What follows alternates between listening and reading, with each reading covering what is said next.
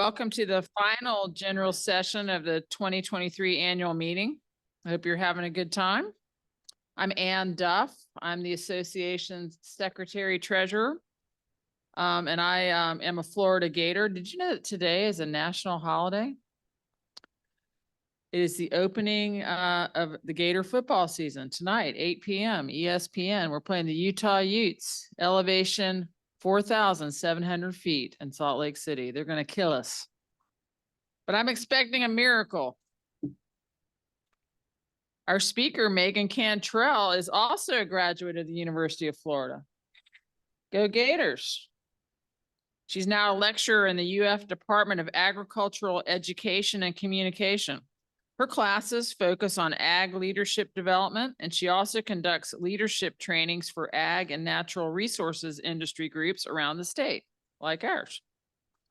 Her topic today is especially timely as we head out to begin our next 100 years.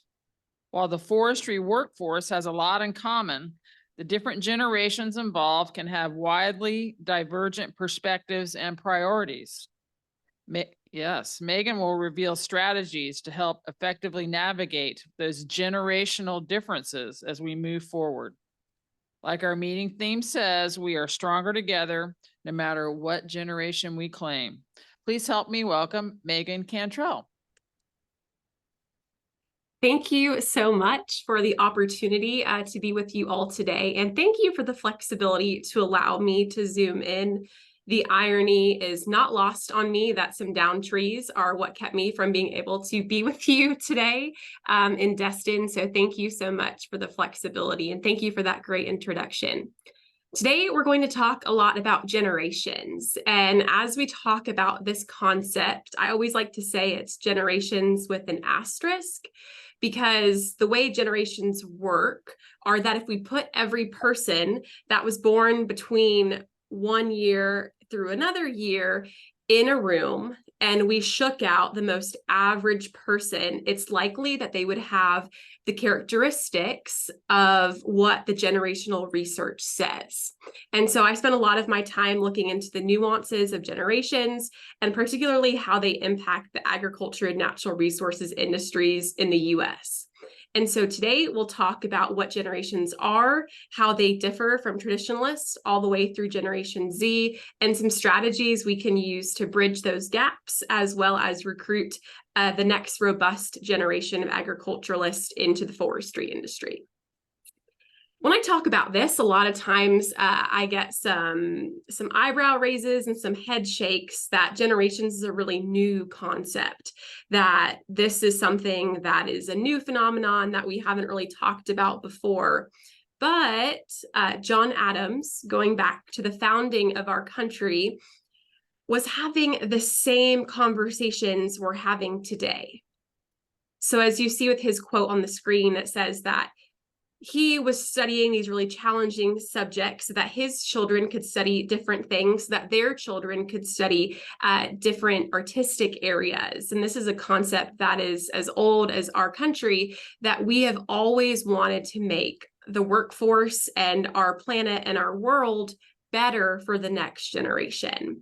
And how that looks and how that shaped up over the past 100 years, like your organization has been in existence, really is interesting when we come at it from a perspective of how are we going to continue to offer food and fiber to a growing population, and what can we do from an agricultural perspective to really capitalize on that area.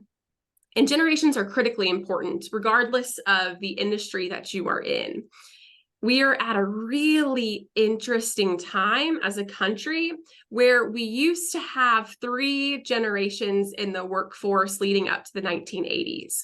You had the older generation that was up in the C-suite level. You had a middle generation that was really being primed to take over that, whether it be through succession planning or just through organizational charts. And then we had the newcomers, the people that were fresh out of trade school or college that were being primed to take over that conversation.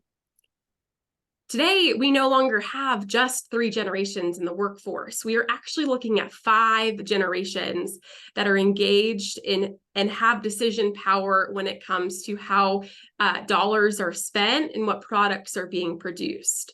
And so as we see health continuing to be increased and access to healthcare, increasing the average age and life expectancy in the United States, we are seeing a much larger gap of the individuals who are entering the workforce comparatively with those who have been in the workforce for quite a bit of time.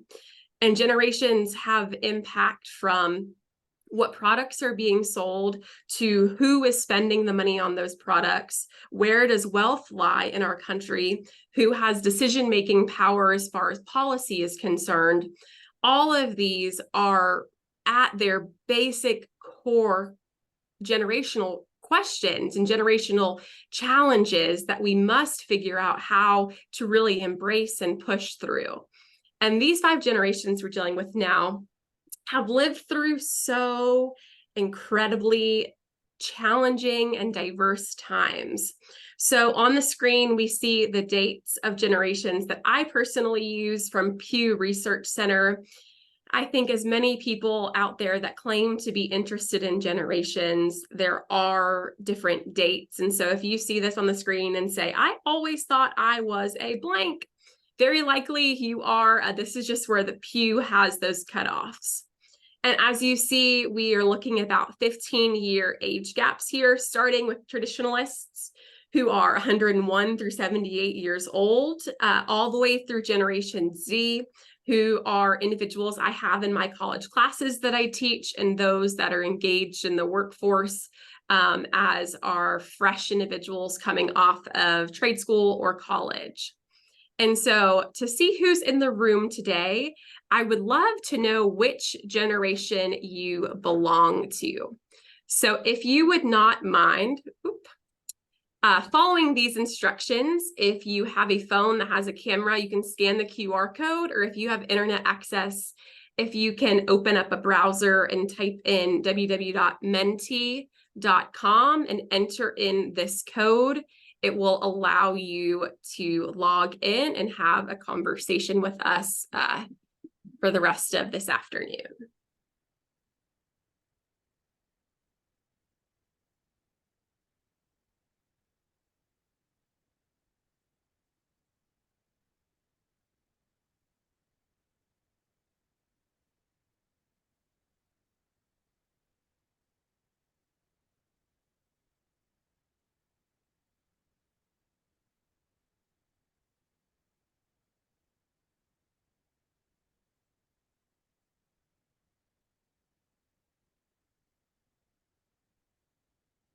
Okay, if you are logged in, that is fantastic. If you are still trying to navigate to that website, on the next slide, I'm going to put up the instructions will still remain. They will just be at the top. So let me drag this away so you can still try to connect with the website. So my first question for all of you today is, what generation do you belong to?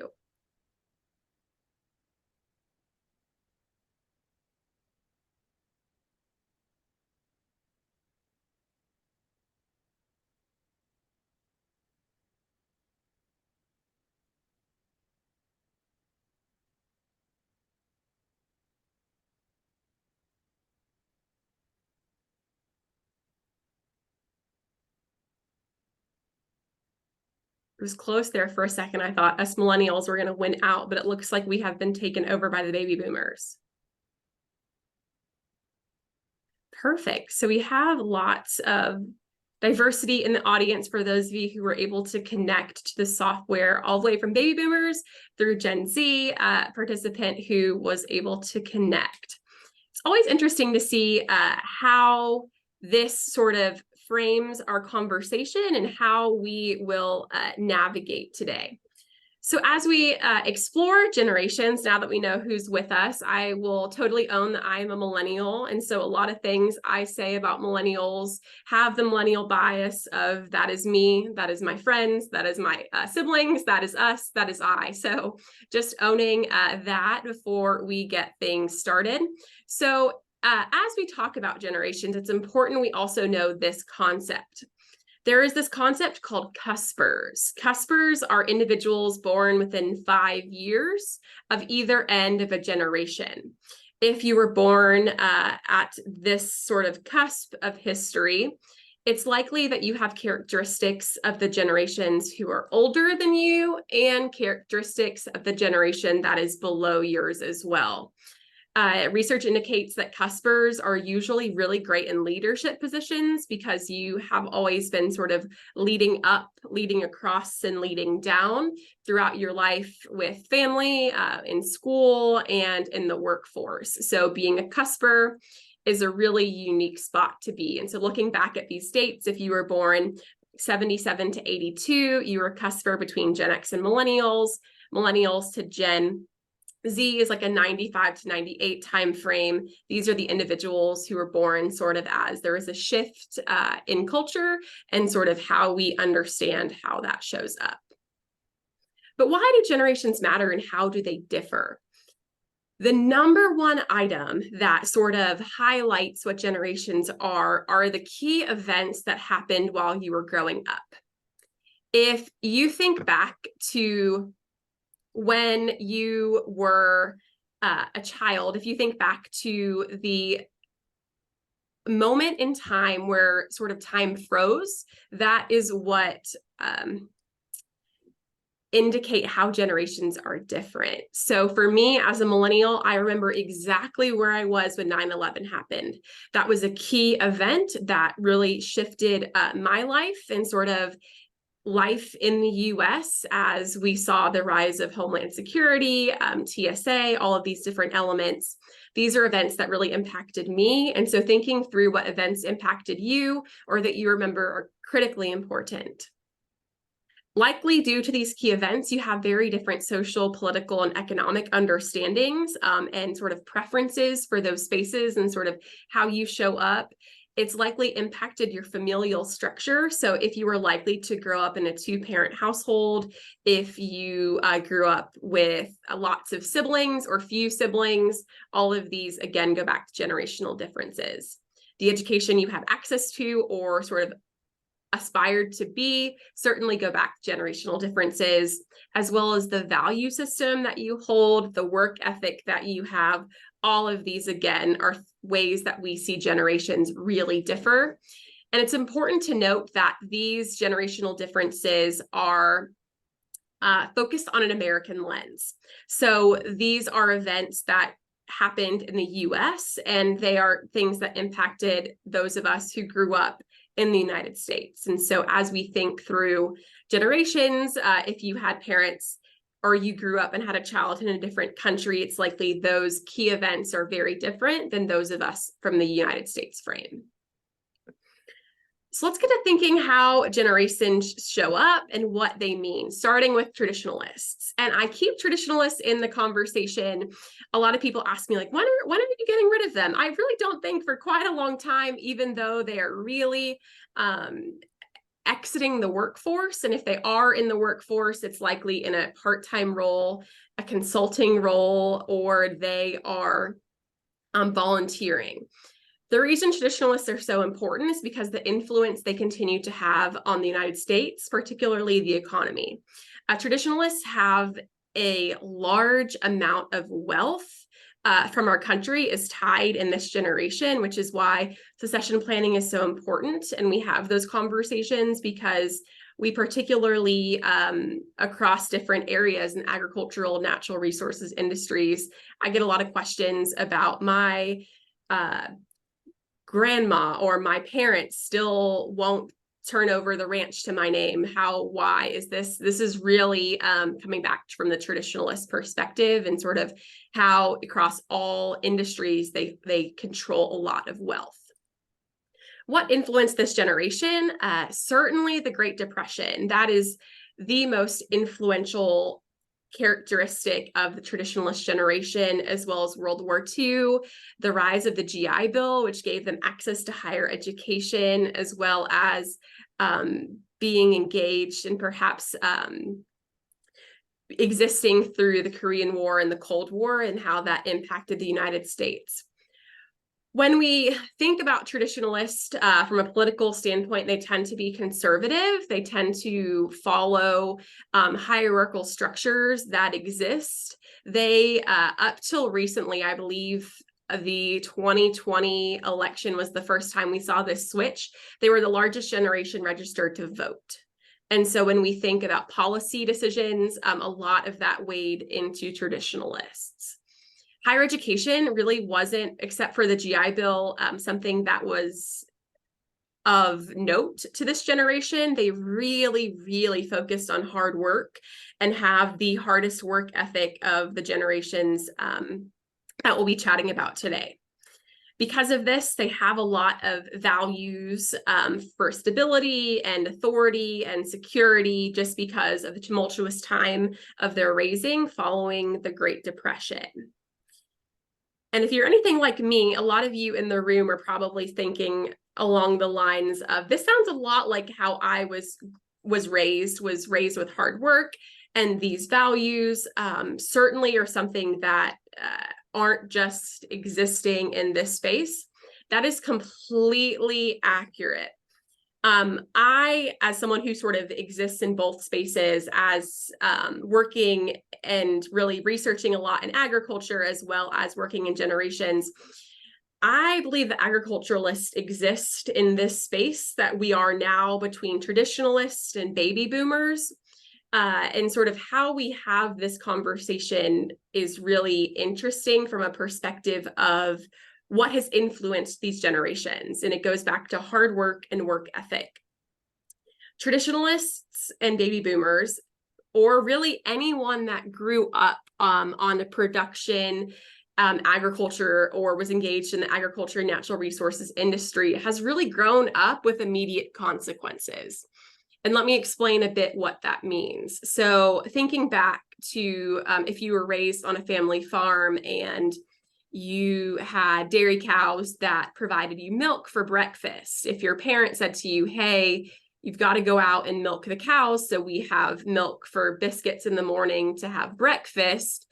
If you didn't go out and milk those cows, there was an immediate consequence of your family not having milk so your mom can make biscuits for breakfast in the morning. Immediate consequences really still exist in the agricultural industry. I think of students I work with on the college campus who are involved in 4-H and FFA who had livestock projects. If you don't feed that pig, if you don't feed that steer, it's not getting fed. And there's an immediate consequence to your success. There's an immediate consequence to that animal's livelihood.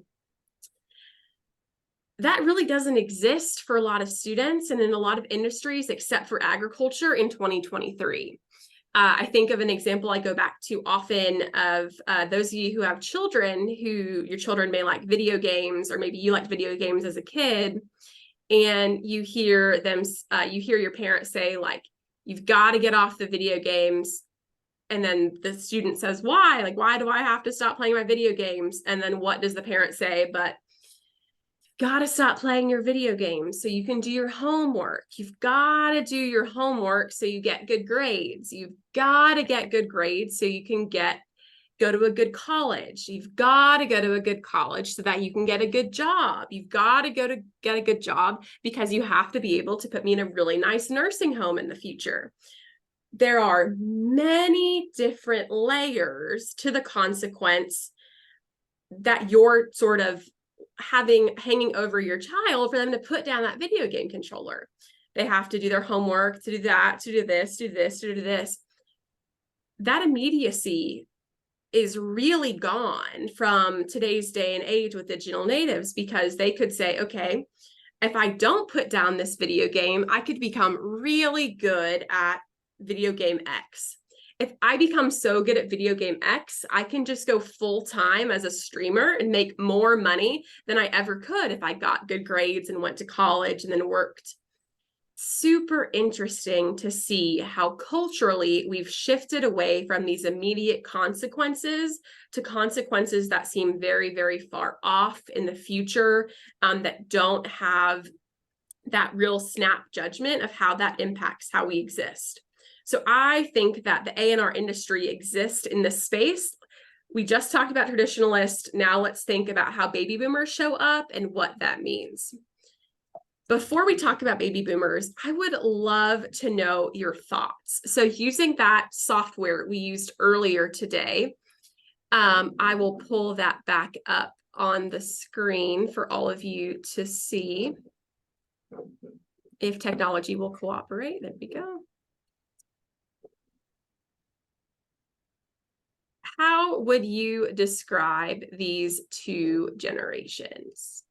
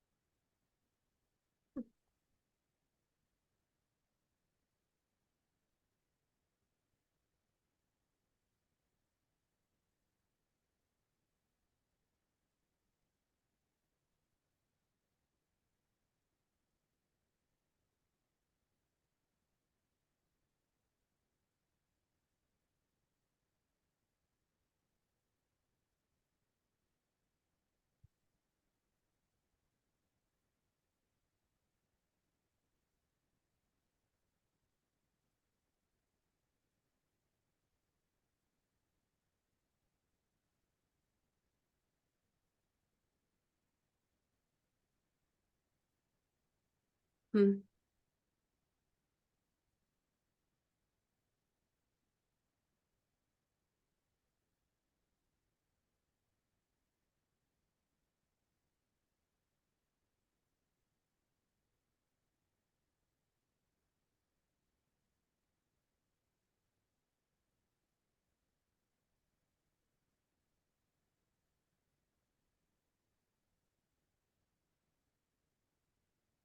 Top. See?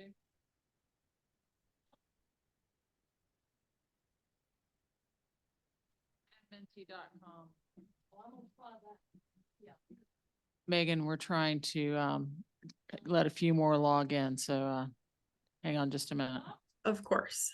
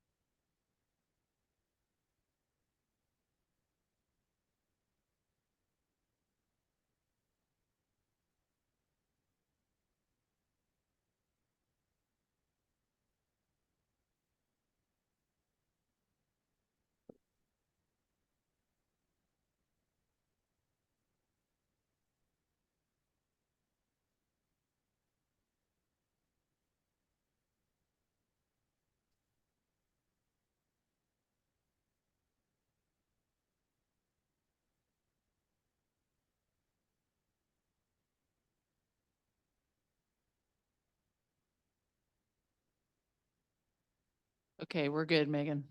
Perfect. So I see a lot of interesting comments from the crew. So the way that the software works, the more that you submit something, the larger it gets. So the highest thing that we see is conservative, hard workers, and dedicated as we think through the next two generations that we'll talk about, baby boomers and Generation X. Some other ones I want to draw my attention to and your attention as well. Ready to lead, diligent, wealth focused, unwilling to let go, resilient, not job hoppers, and loyal. I think that a lot of these tie really, really well into the conversation we're going to have. But I would say that the tone of this question, the responses that we've generated from this question, are, for the most part, really positive. Most of these, I think people would be happy to be described as responsive.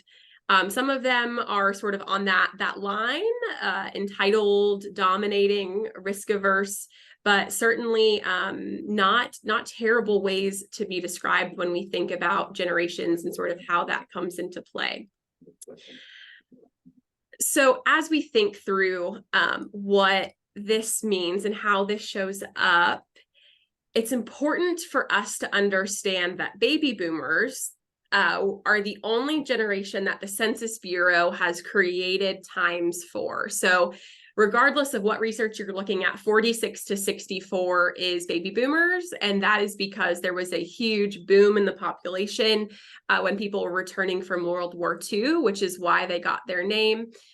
Baby boomers are a really interesting time in the history of our country because when we were returning from war, we were going to a time of economic prosperity, which, as you remember from traditionalists, there were a lot of there's a lot of scarcity as far as resources were allocated.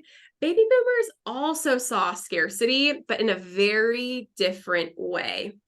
With the extreme jump in population, our country was not equipped with enough supplies and enough items and enough things to really make that happen. And so baby boomers would apply for a job and there would be 50 other applicants for one job. They would go to school and then they would go to college if that was the path they chose.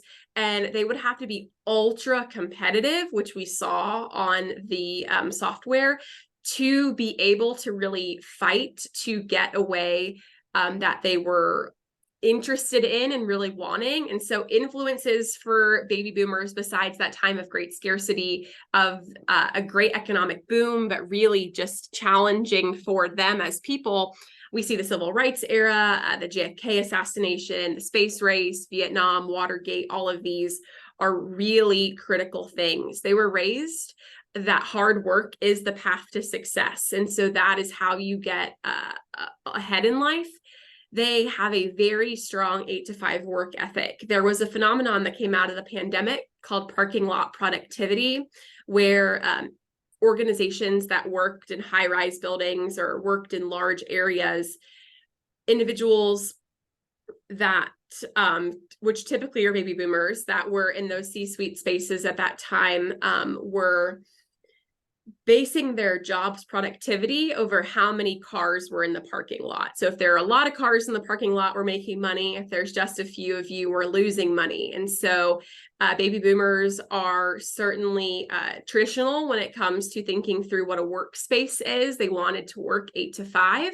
But again, that's going back to this concept where they applied against 50 people for an entry-level position. And they needed to be seen by their boss because there was very little time for them to receive feedback or coaching, because there was a lot of them to go around, essentially, comparatively with generations previously. Education was a common aspiration. Most of this generation has a high school degree, and over a quarter has a bachelor's degree. From here, we see values of success, change, vision, and adventure. It's important to note when working with baby boomers, for those of us who aren't boomers in the audience, team environments usually work really well with baby boomers. They are at the point in their career where they're wanting to share their wisdom with those that are younger than them. So putting them on a team for that historical advice is super helpful. They like really solid relationships, and they expect loyalty from those they work with. I see this question a lot, particularly when I'm brought in to talk just about Generation Z. When we think about how baby boomers got ahead, a lot of it came from being loyal to their company and really working their way up the chain from entry-level employee, middle manager, all the way to the C-suite.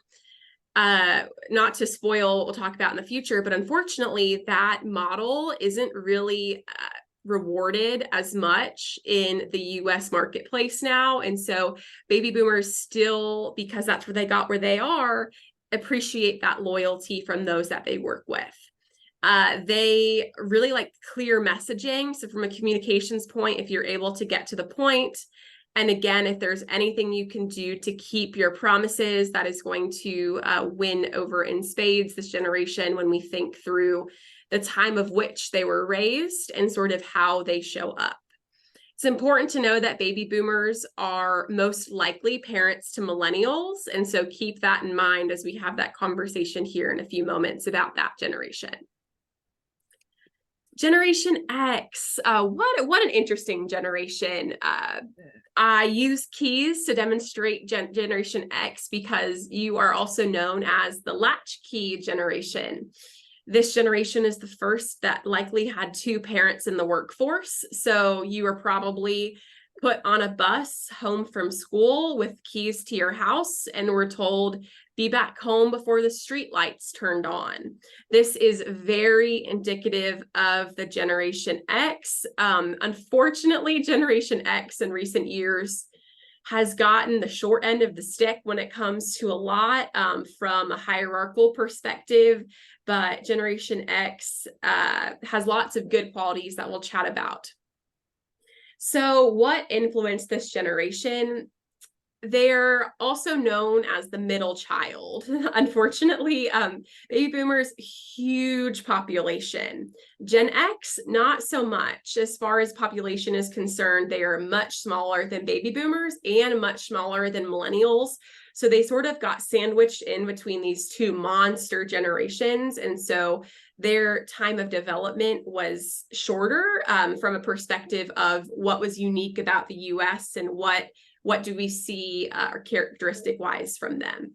But likely if you're Gen X, you remember where you were during the fall of the Berlin Wall, you watched MTV, the rise of the AIDS epidemic, particularly in Florida, the Challenger explosion, and likely you played Pong on the Atari system. Because you were the first generation to have both parents working, we see a lot of self-reliance from this generation, a lot of freedom because, again, you were told, go, be home eventually, you'll be fine, everything's great. Very, very typical of the Gen X generation. Again, we're going to continue to see a rise in this idea of education. They are the most educated up to this point, and college was a good path for success. Because of this, we see a lot of values surrounding that idea of independence and freedom. Gen X, the most notable quality about Gen X in the workforce is they're the first generation to really put a lot of emphasis into work-life balance. And due to this, we are seeing Gen X, as they enter into these higher upper management roles, sort of shift some policies that workplaces have, particularly when it comes to working from home and remote work. Gen X is a really big proponent of this. It's likely because they are the first generation that has a desire, honestly, to really have their children around or be engaged with their children beyond just the workday. And so because their parents were working so hard, they wanted a more invested conversation when it came to raising their children. Because of this, the best way to have Gen X in the workplace is ensuring that you are giving them open communication. Hierarchical leadership isn't something that is really beneficial in this space. They want a person they can invest in, not a company. And so as we think through how Gen X has really shaped the workforce, that's a really big conversation. I'd be remiss not to mention the COVID-19 pandemic's impact on Generation X. Research is showing that baby boomers on average are delaying retirement from by 3 to 5 years. And so if you knew someone that was really close to retirement in 2019, 2020, 2021, it's likely they either stayed in the workforce or still engaged in the workforce. this has put Generation X at a bit of a disadvantage when it comes to what higher level positions are available. They've been in the workforce for quite a bit of time, but those higher level jobs aren't being vacated as quickly as they were either promised or told. And so we'll see the impacts of that impact other generations as well. But Generation X, really, that is a key element to that generation. Additionally, the Gen X, I could talk about you guys all day. They hit their earning potential in 2008 when the recession also hit. And so Gen X has had lots of challenges among their work career that has impacted sort of how they show up. Now that we've talked about the two generations that have been in the workforce the longest, let's transition a bit to talk more about the next two generations, Millennials and Generation Z, before we talk more about how that will impact the workforce.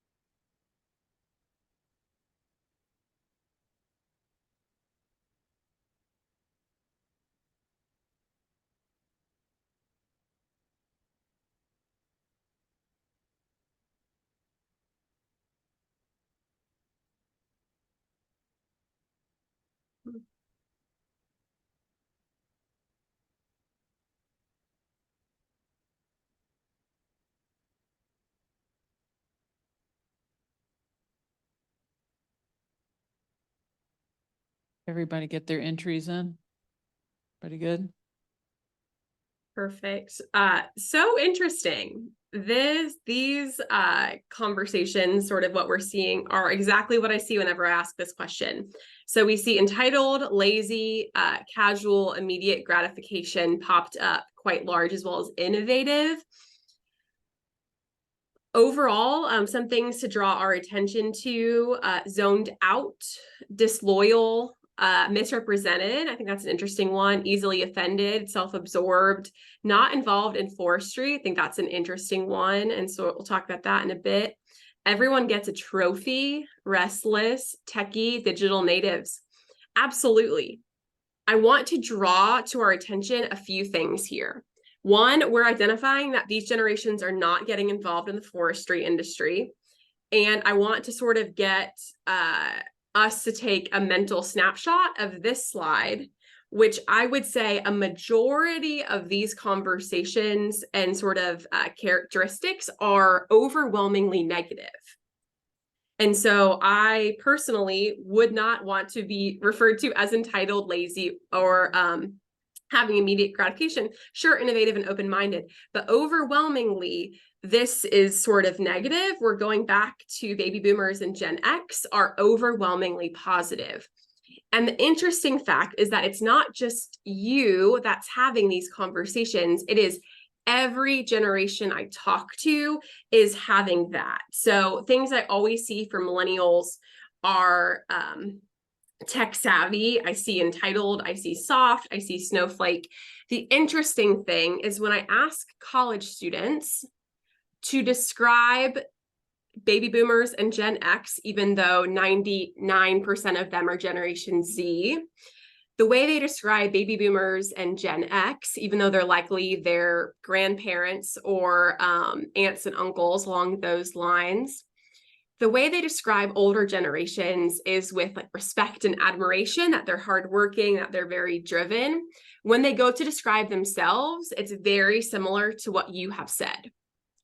And so there is a huge divide in this in these younger generations where they feel as though they are being perceived in these ways, even though I would not get my students to describe themselves as lazy or entitled. And I would argue that a majority of the students that I have the pleasure of working with, I would not myself describe them. I have certainly some, but not most.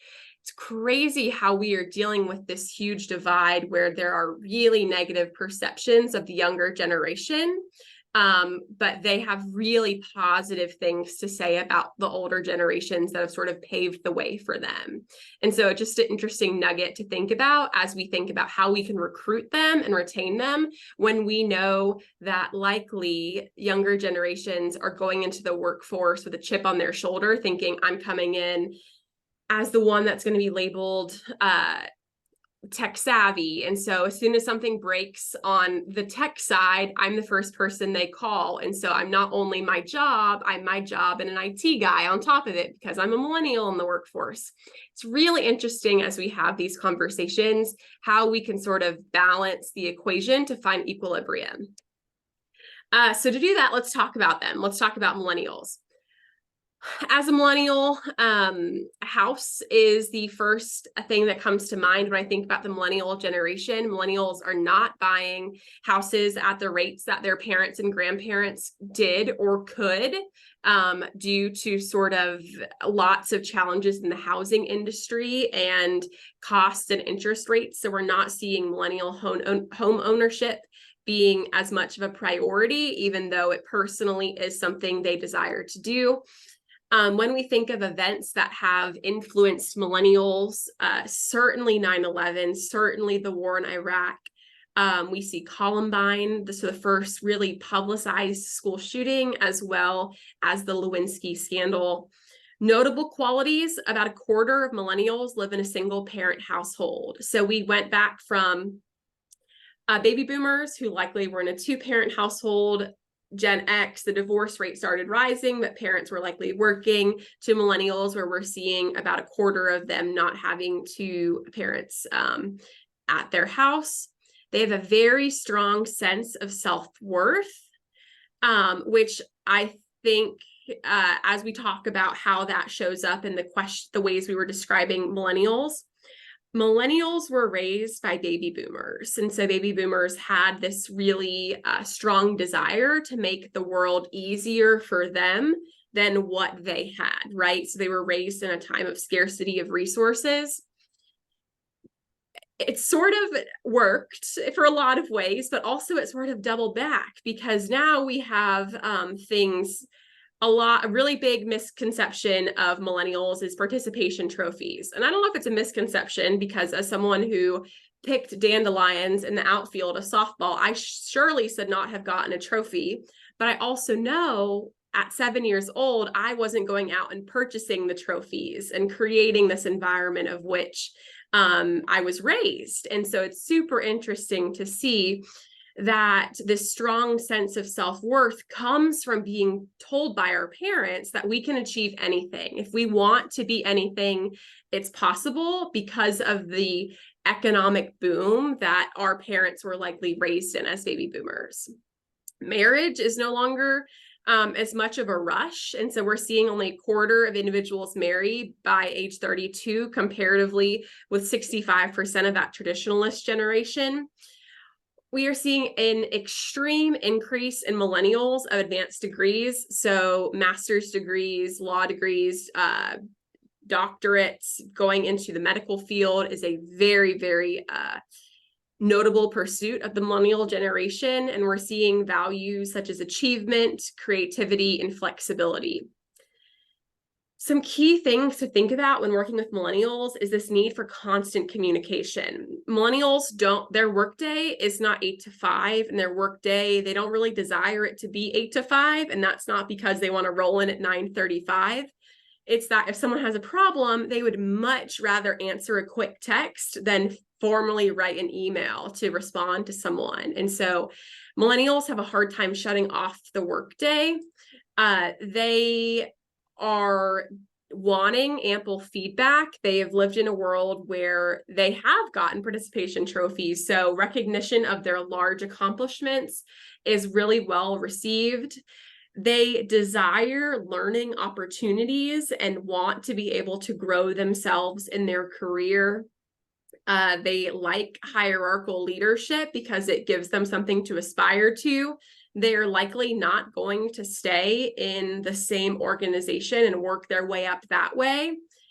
As they've seen with their older coworkers who are Gen X, waiting in an organization does not necessarily mean that you're going to get the job that you have been trained for or sort of promised. And so we're seeing a lot of sort of skipping around with different organizations for millennials to achieve what they want the most. Millennials use a lot of self-deprecating humor, and so they will poke fun at themselves. It makes other generations very uncomfortable, which is just sort of our way of coping with a lot of the big things that we've dealt with at a young age.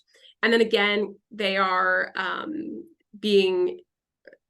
existing now in a fully digital world, and they have fully bought in to that space of social media as well as text messages as the first generation to have that through adolescence and beyond. Some interesting things. There's been some research about millennials as producers in agriculture that I think is critically important for us to think about. Millennials helping on family farms, we are seeing a higher rate than ever that have college degrees. And so this concept of going to high school and then immediately returning to the family farm isn't as celebrated or as perfected as a path as it was for previous generations. The thing that we're looking for in millennials as producers is efficiency. They want to make everything as efficient as possible to make sure that they are using their time and resources smartly. They are likely to want to share, to partner with people to share workload and equipment if possible in their industry. Student debt has a lot to do with this. So the bad side of them having collegiate degrees is student debt that comes with this. And so they're saddled with an additional form of debt that other generations weren't previously. And so because of this, they are often needing easier access to land and capital. And if there's a problem, millennials are likely going to go to YouTube or social media to look it up. So if something breaks on the farm, YouTube is going to be their first gut reaction. And so for those of us who market or have to really get people on our side, YouTube and social media is the most immediate way to get job postings, to get information out to this audience. And it's important, I think this quote is perfected when it comes to this, and I'll read it, I'll let you all read it so I don't read it to all of you.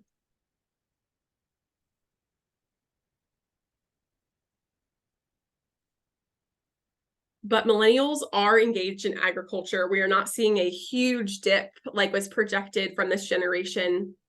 It's just, again, going back to the scarcity of resources of is there enough family land to go around? How can we enter this market that's really generationally been existing? And so I think this idea of pairing family tradition with new technology really sums millennials up quite well in this space.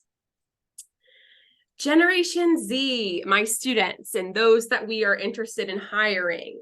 Gen Z is the first digital native generation, meaning that they have never lived a time in their life without a cell phone or with having a parent that had a cell phone and internet that didn't sound like a dying Yeti when it was getting ready to crank up. Generation Z is a really interesting phenomenon, and we'll talk about sort of how they show up and why they show up.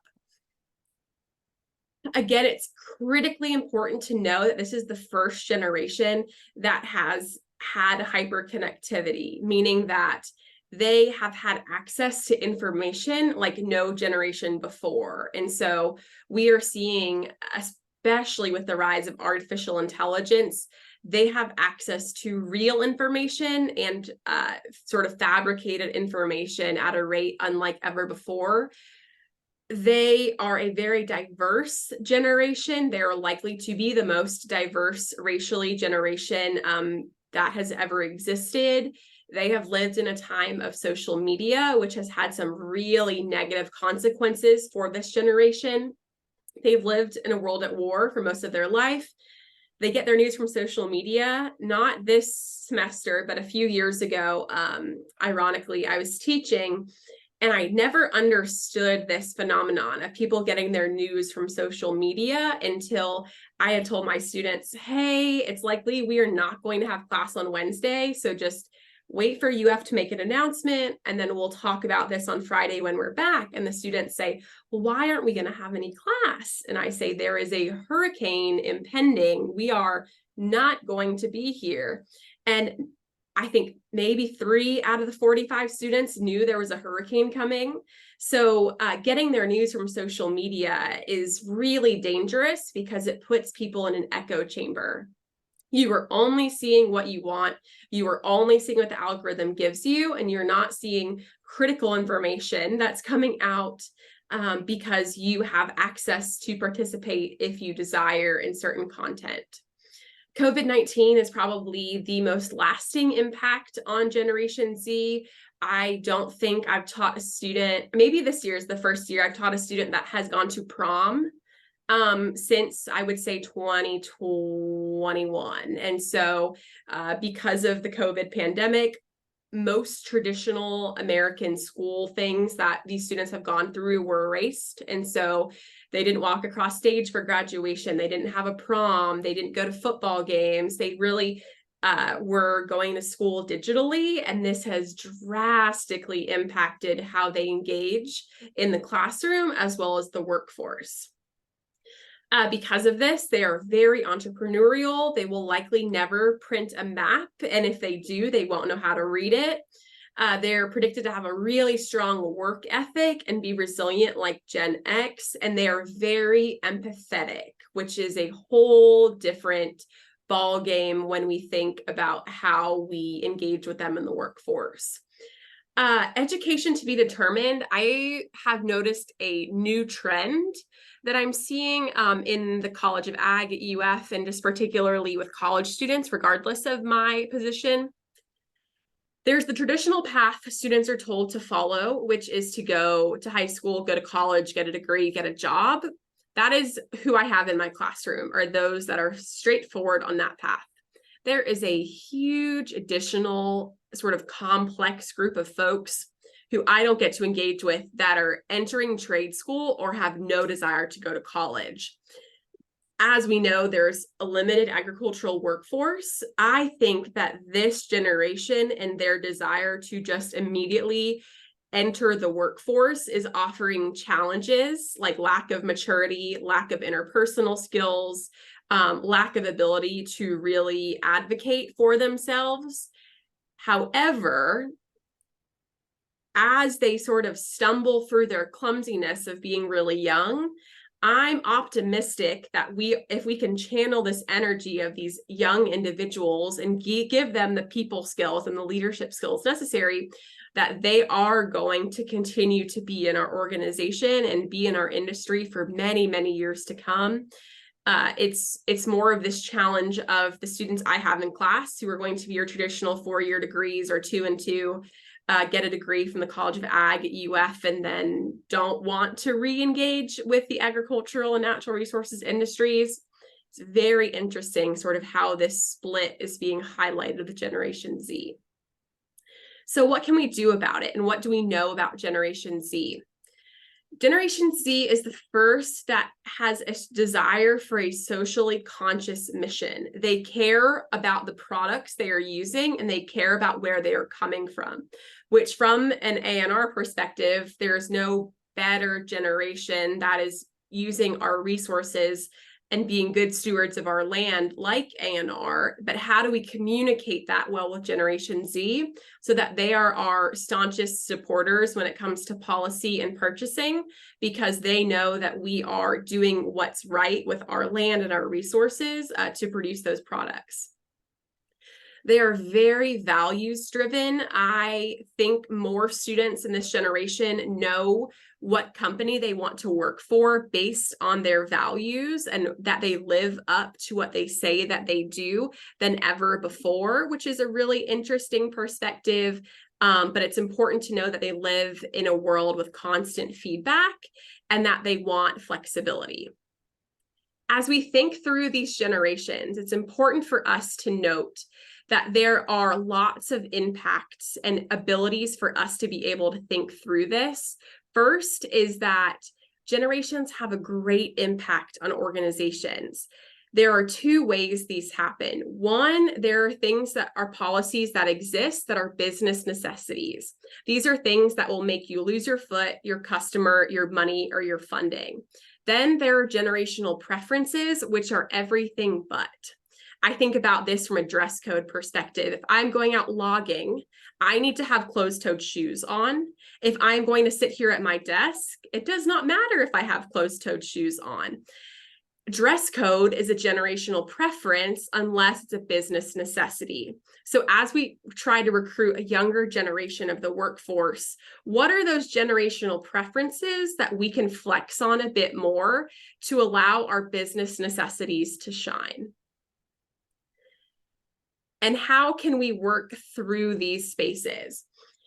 We can't keep ignoring generational differences as we see a decline in the agricultural workforce. Being able to focus on why things are happening and understanding the choice of this is why this is happening, not just the what, is critically important to be able to appreciate how using different generations in a workforce is critically important.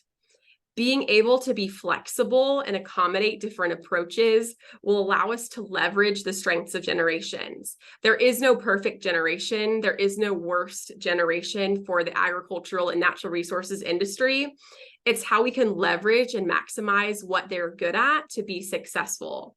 And then finally, how can we figure out and how can we resolve when we can't just flex to allow different generations to speak to their true potential?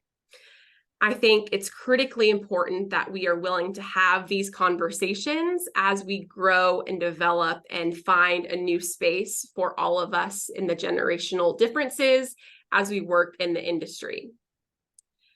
And finally, the last true concept, and I think this is probably one of the most important things I teach, is we're raised with the golden rule to treat people the way that we want to be treated, but we are living in a time where we have to treat people the way that they want to be treated. That is critically important for success and sort of for us to be able to achieve what we need in forestry, in agriculture, and far, far beyond. I know I am just at time. I got too excited talking about generations, but if there are any questions, I would love to, if there's just a moment or two, to answer any questions you have. If you want to walk up to the microphone, or you can type them in to that software as well. There's a question about what questions you have, if you have anything you'd like to know. Yes, so Megan can hear us if you talk into the microphone, then she can hear you on her computer.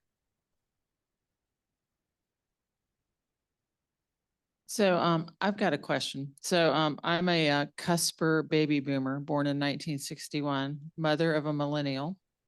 When he was getting ready to go to college, he saw the work I was doing in forestry, and he proclaimed to me, "Mom, I can't be a forester. The classes are too hard," is what he told me.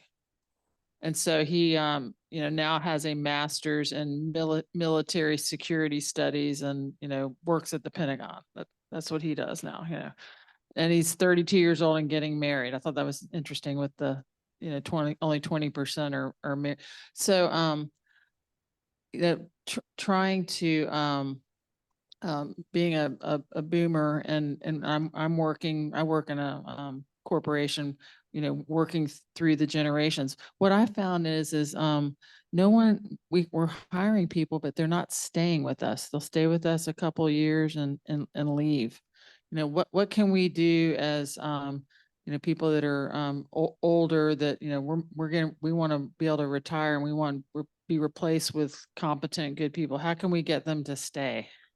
That is the number one question I get. So thank you so much for asking. The biggest thing that Generation Z looks for, and millennials are likely either in your workforce or in their second or third jobs. Again, thinking through how older generations needed to stay to sort of climb the ladder. And now we're seeing people sort of hopscotch from different jobs to sort of have the opportunity for raises and for hierarchical shifts. Generation Z, 40% of Generation Z will take a 10% pay cut if there are learning opportunities and there are opportunities for advancement in their organization that are communicated to them. I think that's the first generation we're seeing where money isn't the top priority. We are seeing that they are wanting to improve themselves, and they want to know that there is longevity in the spaces of which they are. And so if you have the flexibility, or if you have the opportunity when you're recruiting someone who is 25 years old to say, this is how this job advances, if you are willing to put the work in, that is something that they are going to take with a grain of salt and probably flip back to you and say, how are you going to prepare me for that job? And so, again, going back to this idea of flexing on generational policies, what professional development does your organization do? How do you advertise that? What resources are you putting into training your younger generations to make sure that they are those competent people? I think these are all critically important things to Generation Z that they can't articulate yet, but we are seeing from a research perspective.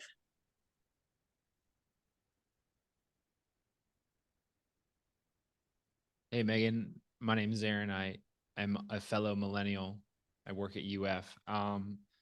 Thinking about that flexibility you talked about in terms of retaining younger generations, I'm wondering if, I guess the thing I've been thinking about as a millennial in an association like this, knowing I'm a bit of a minority generationally, do you think that same flexibility applies to getting other millennials or Gen Zers into a membership in an organization like our own?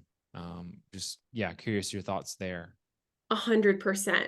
I talk to a lot of students who are coming from traditional production backgrounds, who are wanting to really engage in the industry. And the conversations that they have is when they serve on their local county farm bureau board, for example, they're the youngest person in the room, and their opinion isn't really viewed at the same level, and this is their perception, as others in the room, because they're just a young guy. They don't really know what they're doing.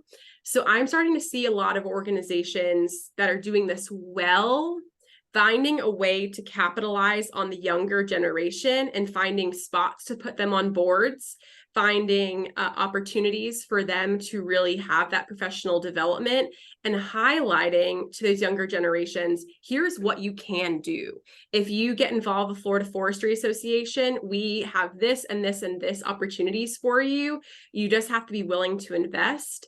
I think Generation Z and millennials are willing to show up. I don't know if they're willing to forge their own seat at the table like generations have previously to them. So any way you can capitalize on creating space for younger generations, I think, is how we have a successful organization with another 100 years behind our belt.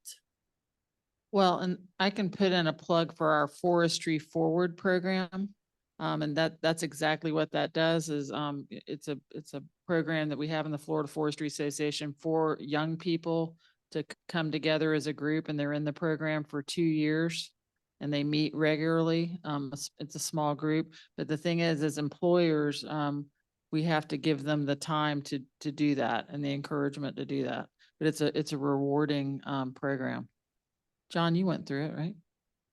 Yep. And we also have a Natural Resources Leadership Institute in Florida too. That's quite successful. I went through the one in Virginia decades ago, but yeah, there are opportunities, but we have to give them time to participate because it takes time away from their traditional work.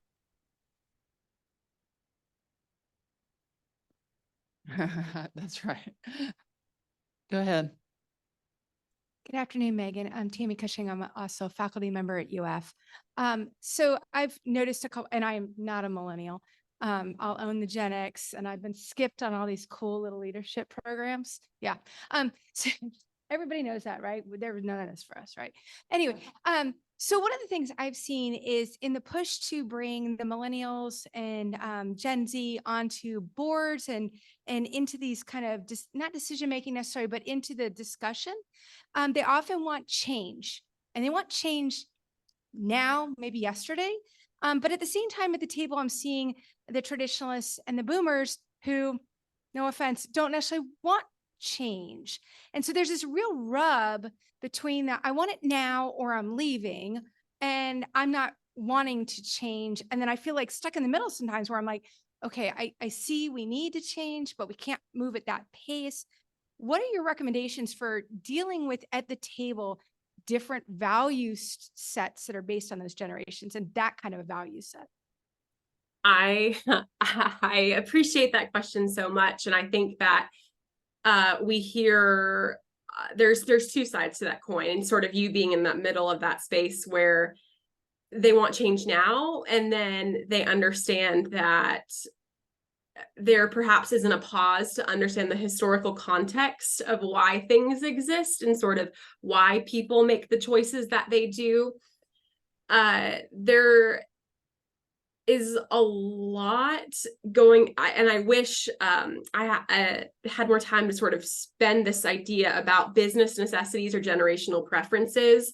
And if it's something that's going to make your organization lose its funding, or it's going to have a policy impact, or it's going to lose monetary, or you're going to lose your foot doing it, certainly not something to flex on. But if it's a generational preference and people are wanting change quickly because they know it will have these impacts, I think this is a prime example of where you can flex. And so being able as a board to understand what is the context, why we have made this choice, and is it impacting our funding? Is it impacting our policy decisions? Is it impacting sort of our status?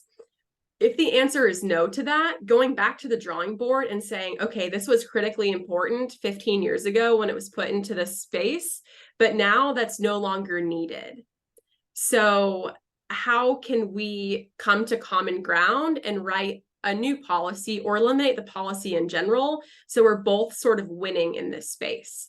I think a lot of things that we're navigating on boards is that we do what we've always done, or we feel as though it's most comfortable, especially when we're volunteering our time and resources.